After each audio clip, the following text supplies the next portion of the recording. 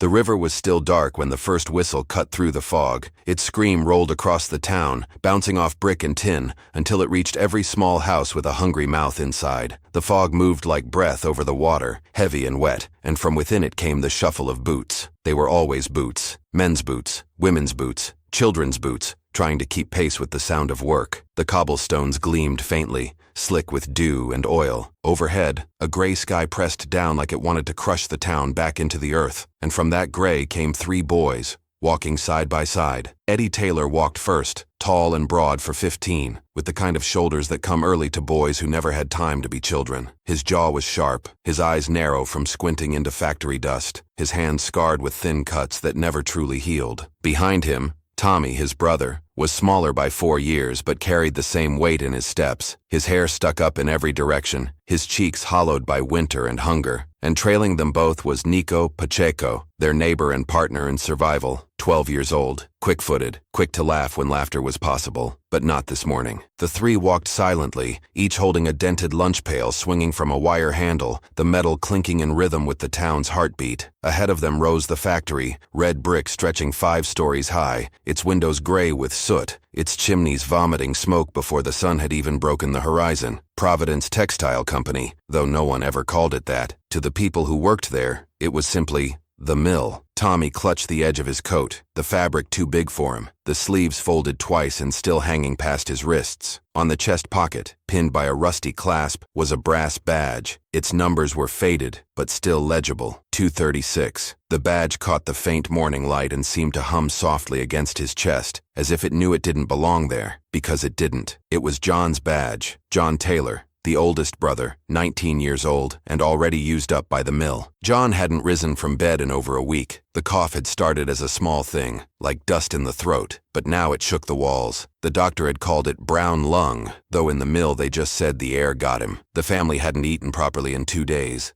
so the badge had to move from one chest to another. The night before, Eddie had sat beside the dim fire, holding the badge in his palm. The brass was warm from the heat, smooth from years of fingers touching it in fear and hope. Tommy sat across from him, knees pulled to his chest, eyes wide. Eddie turned the badge once, twice, and then pressed it into his little brother's hand. "Tomorrow," he said, voice low so their mother wouldn't hear. "You wear this. Keep your head down. Don't speak unless they ask. If they do, tell them your name's John." Tommy hesitated. "But I'm not John." "You are tomorrow," Eddie said. "And tomorrow's the only day that matters." Now, as they reached the gate, Tommy's fingers brushed over the badge again, tracing the numbers. He tried to steady his breathing. The air smelled like smoke and sweat and something sharp, like burnt iron. A bell clanged somewhere inside. Men shouted, the words lost under the roar of machinery waking up. The factory yard buzzed with motion, horses pulling wagons, girls carrying baskets of bobbins, foremen barking orders. At the entrance stood Mr. O'Rourke, the morning foreman, with a time book under his arm and a pencil between his teeth. His eyes, pale and always half-lidded, missed nothing. "Morning, Taylor," O'Rourke grunted when Eddie stepped forward. His pencil hovered over the ledger. Then he looked at Tommy, at the badge glinting on his chest. "Didn't think your brother was fit to walk yet." Eddie didn't flinch. "He's stronger today, sir." O'Rourke's eyes narrowed, then flicked down the page. "Long as the badge shows up, I don't care who's breathing under it." He ticked a mark beside the name and waved them through. Inside, the noise hit like a storm. The spinning frames rattled, belts slapped against metal pulleys, steam hissed from vents in the floor. The air was white with cotton dust that drifted like snow, but burned when you breathed it in. The temperature climbed fast. Within minutes, the boys were sweating through their shirts. Tommy followed Eddie down a narrow aisle between the looms. The machines towered over him,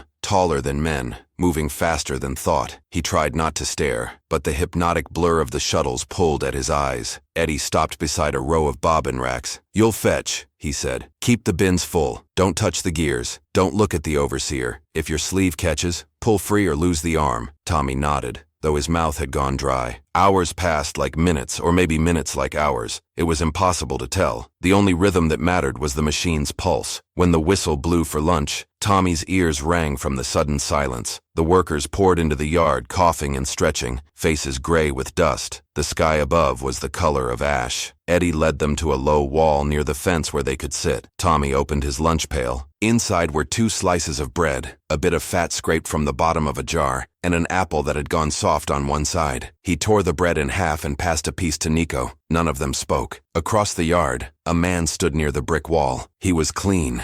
Too clean for this place. A long coat buttoned to the throat, shoes that shone even in the dust, a small notebook tucked into his breast pocket. Beside him, a large wooden camera rested on a tripod. He watched the workers like someone reading a book they didn't understand. "Who's he?" Nico asked, his mouth full of bread. Eddie didn't look. "Another reformer. They come here to take pictures, say they want to help us. They print our faces in newspapers and go home feeling holy." Tommy frowned. "Maybe he wants to show people how hard we work." Eddie's laugh was short and hard. "People already know how hard we work. They just don't care." The man lifted a hand, waving to them. "Boys, over here!" His voice was polite, practiced, the kind that made you want to obey before you even understood why. O'Rourke, watching from near the door, gave a nod. "Go on, give him what he wants. He pays for paper." The 3 boys stood, brushed off their trousers, and walked toward the camera. The man adjusted the tripod, tilted his head. "Stand close together, yes? Hold your lunch pails. Look straight ahead." Tommy swallowed hard. The brass badge felt heavy on his chest. The man smiled gently. "Good. Now don't move." He ducked under the black cloth. There was a flash, a sudden burst of light so bright it burned behind their eyelids. For a second, the entire yard was nothing but white. Then it was gone, and the man was standing again, winding the camera with a small click. "Perfect," he said. "Thank you, boys." Tommy blinked, spots still dancing in his vision. "What happens to it now?" he asked. "The picture?" The man smiled again, not unkindly. "It'll be printed, shown to people who need reminding." "Reminding of what?" Tommy asked. "That the world isn't fair," the man said softly. Then he turned away. The whistle screamed again, and the workers returned to the machines. The second half of the day was always worse. The air thicker, the light dimmer, the bodies slower. Tommy's fingers were raw. His back ached. He lost count of how many spools he'd carried. At one point,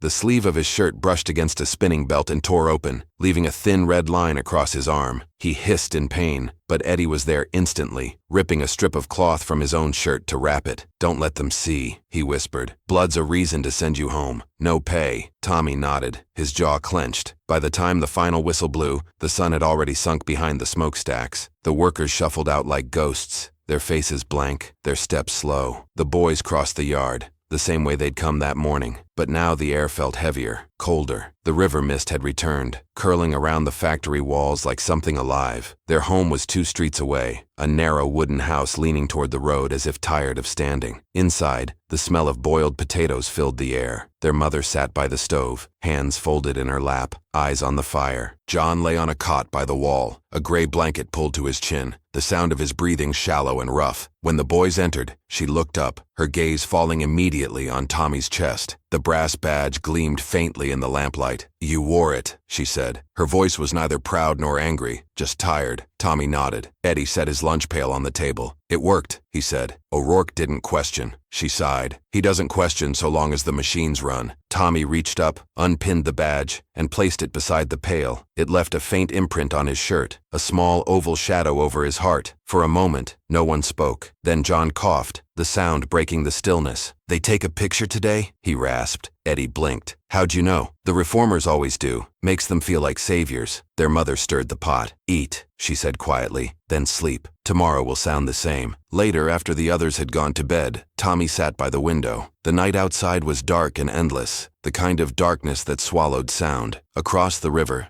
the factory lights burned like stars that refused to die. He could still hear the faint echo of the machines, steady, constant, like a heart that belonged to everyone and no one. He thought of the man with the camera, of the moment the flash exploded and time stopped. Somewhere, in that frozen white light, he and his brothers were trapped forever, unchanging, unaging, unseen. He didn't know yet that the photograph would outlive them all. The next morning came without color. The mist hung heavier, crawling low across the river and curling around the factory's red walls like breath from something alive and restless. The whistle screamed again, splitting the dawn, and the sound rattled the glass of every small house near the mill. It was a call that no one could ignore, not even the sick. It said, "Wake, work, survive." Inside the Taylor house, the light of the fire was weak. John's cough came in short bursts that bent his body until the mattress creaked beneath him. May, their mother, sat by his side, wiping his forehead with a damp cloth. She looked older than she had the week before, not by years, but by something heavier. She whispered something to him that Tommy couldn't hear. Then she looked toward the doorway where the boys stood with their coats buttoned. Her eyes lingered on the badge lying on the table. "Leave it today," she said softly. "Your brother needs rest, not ghosts walking in his place." Eddie hesitated, his hand hovering over the small piece of brass. He didn't want to argue. He didn't want to obey either. "We'll bring it back safe," he said, and before she could speak again, he pinned the badge to Tommy's coat. The streets were slick with rain. The boys walked quickly, their breath rising in small clouds. They didn't speak much. The factory's chimneys loomed ahead, spitting smoke that mixed with the sky until it was impossible to tell where one ended and the other began. When they reached the gate, the crowd was thicker than usual. Word had spread. Inspectors were coming. That meant everything had to look clean, organized, lawful. It was an illusion everyone had learned to maintain. Mr. O'Rourke stood straighter than normal, his boots polished, his hair combed flat. He barked orders louder, faster. "Move those barrels. Sweep that dust. Keep the little ones in the back line." Tommy caught the word little ones and felt it land on him like a mark. He lowered his head, gripping his lunch pail tighter. Eddie rested a hand on his shoulder. "Just for a second. You're fine. Don't shake," he whispered. They entered the spinning room, and the noise swallowed them whole. The machines were beasts again, endless rows of motion and heat,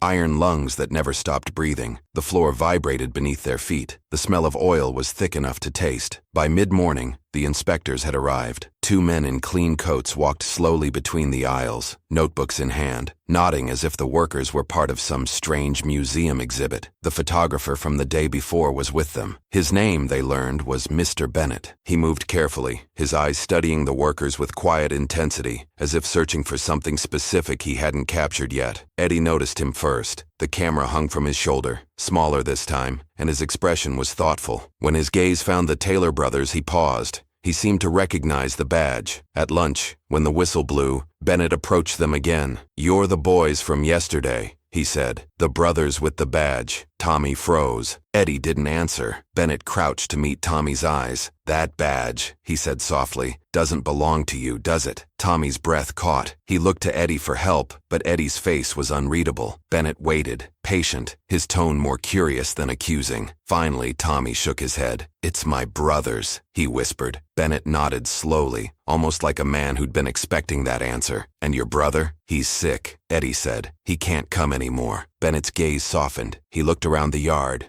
at the walls blackened by soot, at the girls no older than 10 carrying baskets heavier than themselves. "They shouldn't let you work here," he murmured. Eddie's jaw tightened. "They shouldn't make us hungry either." The words hung between them. Bennett didn't argue. He reached into his coat pocket, pulled out a small envelope and handed it to Eddie. "This," he said, "is for you to keep. It's the photograph from yesterday. A copy. Don't sell it. Remember what you looked like today." Then he walked away. Eddie stared at the envelope for a long time. Inside was a single print, the paper thick, still smelling faintly of chemicals. The image showed 3 boys standing side by side. Tommy's eyes were squinting against the flash. Nico was half smiling, and Eddie looked like someone twice his age. The badge caught the light perfectly. It gleamed in the picture more than it ever had in real life. Tommy leaned in, studying it. "That's really us," he said quietly. "We look tired." Eddie folded the photograph carefully and slipped it into his pocket. "That's how we look," he said. The afternoon dragged. The rain started again, dripping through cracks in the roof. The smell of damp cotton filled the air. One of the belts snapped, and O'Rourke shouted until the room went silent. A boy from another line had lost 2 fingers. The overseers carried him out, and within minutes the machines started again. The noise came back stronger, angrier, as if the building itself demanded obedience. Tommy tried to focus on his work, but his mind wandered to the picture. He imagined what it might look like in someone else's hands, maybe hanging in an office somewhere, a reminder to rich men of how the poor stayed useful. Would they see the badge and wonder whose it was? Or would they only see another small face in a long line of replaceable ones? By the time the final whistle sounded, Tommy's fingers were trembling from exhaustion. The boys filed out into the rain. The street lamps flickered weakly in the fog. Eddie walked slower than usual, his shoulders heavy under the weight of the day. When they reached home, May was sitting by the fire again, sewing by the weak light. John slept beside her, his breathing shallow but steady. She looked up when the boys entered, her gaze moving immediately to Eddie's pocket. "What's that?" she asked. Eddie hesitated. Then he pulled out the photograph and handed it to her. She held it carefully, her fingers trembling. "Is this you?" she whispered. "My boys?" Tommy nodded. "The man gave it to us. Said we should remember." May's eyes filled with something he couldn't name. Pride, fear, maybe both. She touched the image gently, tracing the badge with her thumb. "He caught the truth," she said finally. "That's what the world looks like when it forgets how to care." They ate in silence that night. The soup was thin, stretched with more water than flavor, but it was warm. Afterward, Tommy sat by John's cot, holding the photograph up to the light. John stirred, eyes half open. "That's you, isn't it?" he murmured. "You wore it." Tommy nodded. "Just for the day." John smiled weakly. "Then it worked. The badge earned its bread." Tommy looked down at him, at the faint outline of ribs beneath the blanket. "Will you go back soon?" he asked. John didn't answer right away. His gaze drifted toward the window where the faint glow of the factory lights flickered across the river. "Maybe," he said at last, "if the air lets me." Later, when everyone slept, Tommy woke to the sound of rain tapping against the roof. He couldn't rest. He rose quietly, careful not to wake Eddie, and went to the table where the badge lay. It caught the dim light from the dying fire,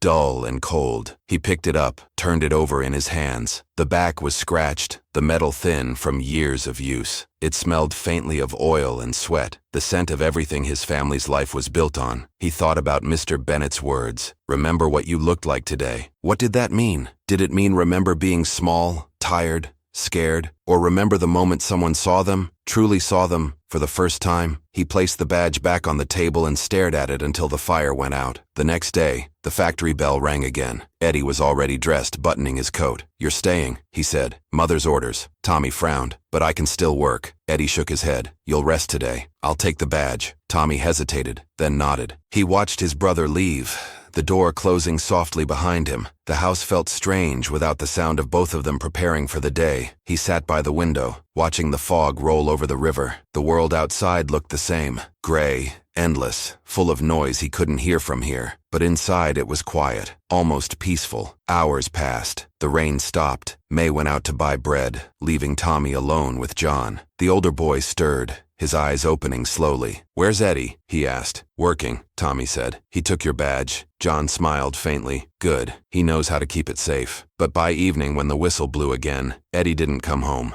May paced the floor, her hands twisting the hem of her apron. The streets outside were slick and empty. Tommy sat by the door, staring into the darkness. Every sound made him flinch, the creak of the porch, the wind against the window. Hours passed before footsteps finally echoed down the road. But it wasn't Eddie. It was Mr. Bennett. He stood in the doorway, hat in hand, his coat soaked through. "Mrs. Taylor," he said quietly, "there's been an accident." The words froze the air. May didn't move. Tommy's stomach turned cold. Bennett looked at him, his expression grave but gentle. "Your brother's alive," he said quickly, "but hurt." A belt snapped near the looms. He pulled another boy out of the way, saved him, but his voice faltered. He took the brunt of it. May grabbed her shawl and was out the door before he finished speaking. Bennett crouched beside Tommy. "He's at the infirmary. He'll need rest, maybe more than rest." Tommy's eyes went to the table. The badge lay there, the numbers catching the faint firelight. He picked it up slowly, feeling the cold metal against his palm. "It's cursed," he whispered. Bennett shook his head. "No, it's proof." "Proof of what?" Tommy asked. "That you boys do a man's work," Bennett said, "and the world keeps pretending not to see." He rose and placed a hand on the boy's shoulder. "I'll make sure they see, Tommy. I promise." Outside, the fog thickened again, swallowing his figure as he walked away. The infirmary smelled of carbolic acid and wet cloth. The windows were nailed shut to keep the cold out, but the air inside was stifling, thick with the scent of sickness and steam. Beds lined the walls,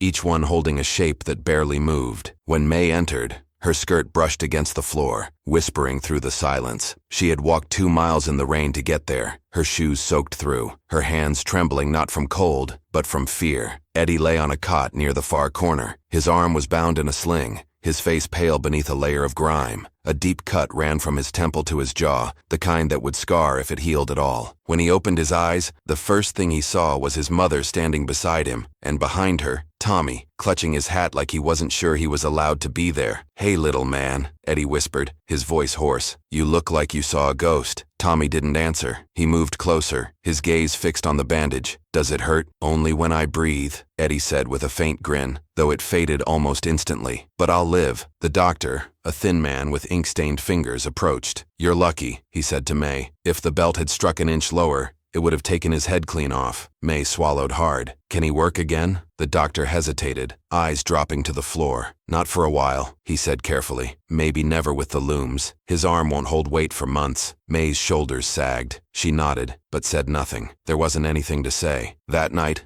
after the lights dimmed and the ward fell quiet, Mr. Bennett returned. He walked slowly between the rows of beds, his shoes clicking softly on the wood floor. When he reached Eddie, he removed his hat and sat beside him. "You saved a boy's life," Bennett said quietly. "They told me." Eddie shrugged with his good shoulder. "Didn't have time to think. Just moved." "That's what makes it brave," Bennett said. Eddie looked away. "Bravery doesn't feed anyone." Bennett nodded. "No, but it might change something for the ones who come after." He reached into his coat and pulled out a stack of photographs, each one printed on heavy paper, edges still curling from the chemicals. He spread them on the table beside the bed, faces of children, men, and women, all caught mid-motion inside the mill's walls. The air between them seemed to hum with the weight of what those pictures carried. "I'm taking these to Providence," Bennett said, "to a group of people who can do more than talk. Journalists, legislators. They've been fighting to pass laws, to keep children out of factories like this." Eddie stared at the photographs. He recognized some of the faces. The girl who wound thread beside the window, the boy who swept floors with a broom taller than him, himself, standing in the yard with his brothers, the badge glinting in the sun. "They won't care," Eddie said quietly. "They'll look at us, shake their heads, and go back to dinner." Bennett studied him for a long moment. "Maybe. But what if they don't?" Eddie didn't answer. He was tired of what-ifs. A week passed. Rain gave way to frost. The factory's whistle continued its relentless song, marking the hours as if nothing had changed. But inside the Taylor house, everything had. Eddie was home now, though he spent most days in the chair by the fire, staring at his bandaged arm. May worked double shifts at the laundry to make up for the lost wages. John was improving slightly, his cough easing though his strength hadn't returned. Tommy helped where he could, fetching water, sweeping the floor, mending socks with hands too small for needles. Sometimes he'd take the badge out of the drawer and set it on the table. It had lost its shine completely, but the numbers were still there. 2, 3, 6. Every time he looked at it, he thought of Eddie standing in the yard, the camera flashing, the world catching a moment it would never let go of. One evening, as they ate their thin soup, a knock came at the door. When May opened it, a stranger stood there, a woman in a dark blue coat, holding a parcel wrapped in brown paper. "Mrs. Taylor?" she asked. May nodded, wary. "My name's Clara Bennett. My husband sent me. He wanted you to have this." She handed over the parcel and left before May could ask anything else. Inside the paper was a newspaper folded around a photograph. The headline read, "Children of the Mills, Faces of America's Hidden Toil." Below it was the picture of the three boys, Eddie, Tommy, and Nico, standing in the factory yard, lunch pails in hand. The article beneath spoke of long hours, broken laws, and a country built on the backs of its smallest workers. The writer's name was printed at the bottom, Samuel Bennett. May read the words aloud slowly, her voice trembling. Tommy listened, eyes wide. Eddie sat perfectly still, every muscle tense. "They printed us," Tommy said softly. "They really did." Eddie leaned forward, looking at the image. "Does it say our names?" May shook her head. "No, it just says, 3 unidentified boys from Rhode Island. One wears his brother's badge." Eddie exhaled. "Good." But later that night, when the others were asleep, he unfolded the newspaper again and stared at the photograph under the flickering lamplight. He traced the outline of their faces with his finger, then the badge, shining faintly even in black and white. For the first time, he allowed himself to imagine that maybe Mr. Bennett had been right, that maybe someone, somewhere, would look at this picture and feel something that mattered. Days turned into weeks. Winter deepened. The photograph spread further than any of them could have imagined. Papers from New York, Boston, and even Chicago printed the image, each with the same caption. Reformers used it in speeches.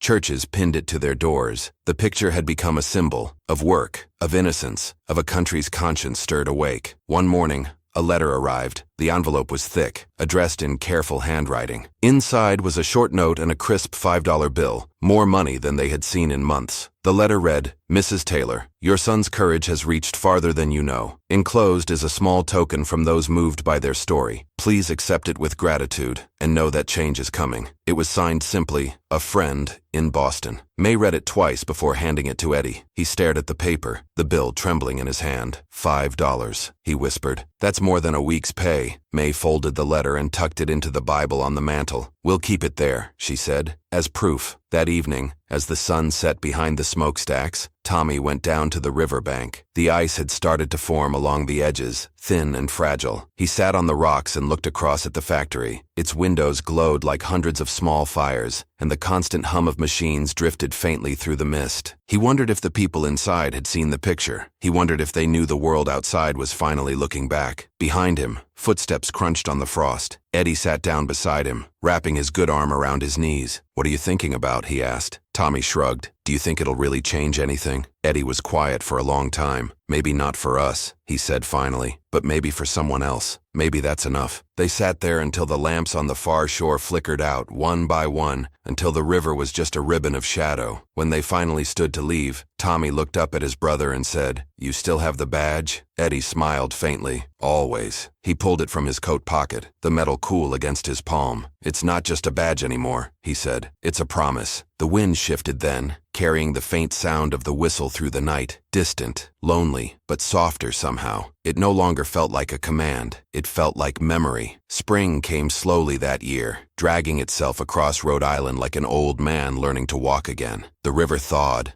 the fog lifted, and for the first time in months, sunlight found the town without being filtered through smoke. But even with the warmth returning, the mill's whistle never changed. It screamed the same way it had in winter, in summer, in every season of every life it touched. It was the sound of survival, and survival had no season. Inside the Taylor house, the rhythm of their days had settled into something quieter. Eddie's arm was healing, though not well. He could move his fingers again, but the strength never fully came back. The scars on his face had faded from red to silver, catching the light when he turned. He worked small jobs now, fixing shoes, mending fences, anything that didn't involve the machines. It wasn't enough, but it was something. Tommy had grown taller. His shoulders had broadened, his voice lower than before, though the boy still lingered behind his eyes. He no longer wore the badge, but he kept it wrapped in a cloth under his mattress, safe from rust, safe from forgetting. Sometimes at night, he'd take it out and turn it over in his hands, the way a priest might handle a relic, with reverence,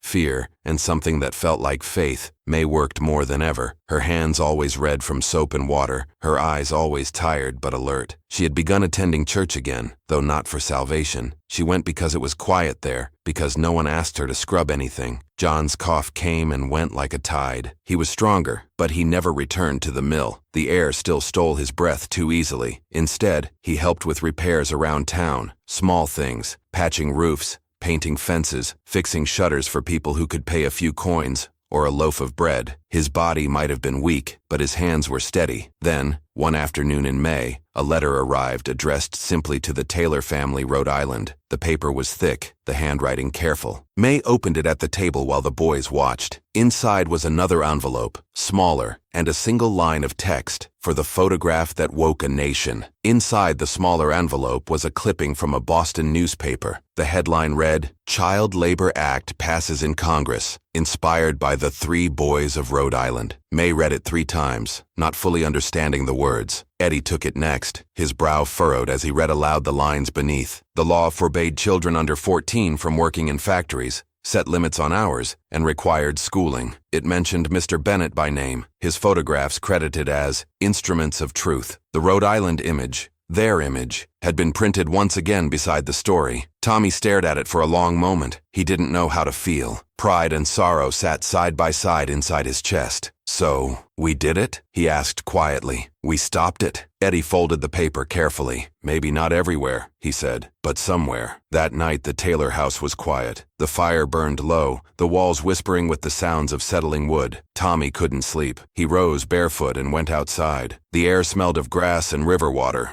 Not smoke for once. The stars were faint but visible through the mist. He could hear the faint hum of the factory across the water. still running, but slower now, quieter. For the first time in his life, the sound didn't feel like a command. It felt like a memory, something that belonged to the past, not the future. He sat on the steps, turning the badge in his hands. The metal was cold against his skin. It had once been a symbol of duty, then a lie, then a curse. Now it was something else entirely, a reminder that even the smallest hands could leave a mark the world couldn't wash away. Behind him, the door creaked open. Eddie stepped out, rubbing his shoulder where the bone still ached. "Can't sleep either?" he asked. Tommy shook his head. "Just thinking." Eddie sat beside him. "About what?" "About how we're free," Tommy said. "But it doesn't feel like it." Eddie smiled faintly. "Freedom's quiet. You don't always hear it right away." They sat there for a while, watching the mist drift across the water. Then Tommy said, "Do you think Mr. Bennett knew this would happen?" Eddie thought for a moment. "I think he hoped," he said. And maybe hope was enough. In the months that followed, letters arrived from all over. People who'd read the article, who'd seen the photograph, who wanted to help. Some sent small donations, some just sent words. May kept every one of them,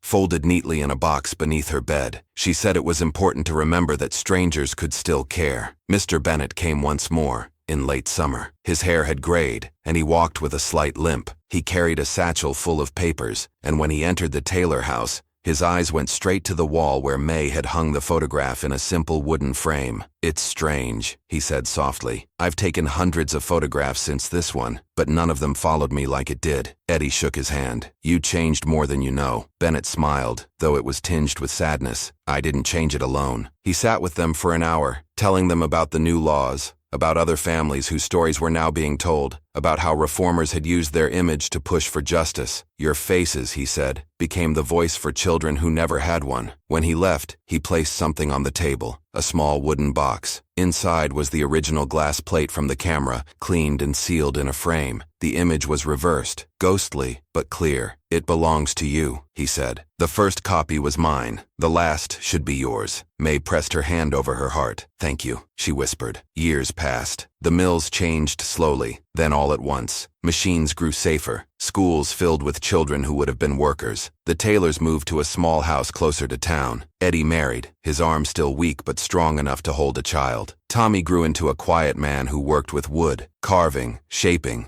building. He never went near the mills again. Mr. Bennett passed away in 1916, his name mentioned briefly in the papers as a documenter of American labor. His photographs were stored in archives, some lost to time, others kept safe. The one of the three boys remained among the most printed images of the era, though few knew their names. By the 1930s, the photograph had begun to fade. The paper yellowed, the edges curled, but the faces were still there. Eddie, Tommy, and Nico, frozen forever in the yard, holding their lunch pails, unaware that they'd already become part of history. Decades later, a young historian rediscovered the image while cataloging Bennett's collection. She wrote an article titled, "The Boys of the Badge," piecing together their story through records, census documents, and a few remaining letters. For the first time, their names appeared in print. The world saw them again. By then, Tommy was an old man, living in a quiet house on the outskirts of Providence. He'd outlived his brothers, his parents, and most of his generation. His hands, once small and quick, were now stiff with age, the veins like roots beneath his skin. On the mantel above the fireplace stood the framed glass plate, the ghostly negative of the photo that had changed his life. One evening, a reporter came to see him, a young woman with kind eyes and a notebook full of questions. "Mr. Taylor," she said, "do you remember the day the photograph was taken?" Tommy smiled faintly. "Every day," he said, "even the parts that hurt." She glanced at the photo. "Did you ever think it would make such a difference?" He looked into the fire for a long time before answering. "No," he said. "We didn't think of change back then. We thought of bread, but maybe the two are the same. Maybe change is just bread that takes a little longer to rise." The reporter smiled, jotting down the words. "And the badge?" she asked. "Do you still have it?" Tommy nodded slowly. He stood, moved to a small wooden drawer by the window, and took out a piece of cloth. Inside was the brass badge, worn smooth with time. He held it up, and the light from the fire caught on its surface, just as it had in the photograph all those years ago. "It doesn't shine like it used to," he said. "But then again, neither do I." The reporter leaned forward. "What does it mean to you now?" Tommy's gaze lingered on the badge, his reflection flickering in the metal. "It used to mean work," he said softly. "Then it meant loss. Now it just means we were here. We existed, and someone, somewhere, cared enough to remember." He placed the badge back in the cloth, folded it carefully, and set it beside the glass plate, two relics of a past that refused to die. That night, after the reporter left, Tommy sat alone by the fire. The house was quiet except for the faint crackle of wood. He could almost hear the factory again, not as it was, but as an echo, distant and softened by time, the laughter of boys, the rhythm of machines, the whistle, far away, fading into the wind. He closed his eyes and saw the yard once more. Eddie beside him, Nico grinning, the camera flashing, freezing them in light. The badge gleamed for an instant, bright as a promise. Then, the light faded, and everything went still. Outside, the world kept turning. The river flowed. The mills became museums. The laws grew thicker than smoke. But the photograph remained, in books, in classrooms, in hearts, proof that 3 small lives caught in a single moment of light had changed more than they'd ever know.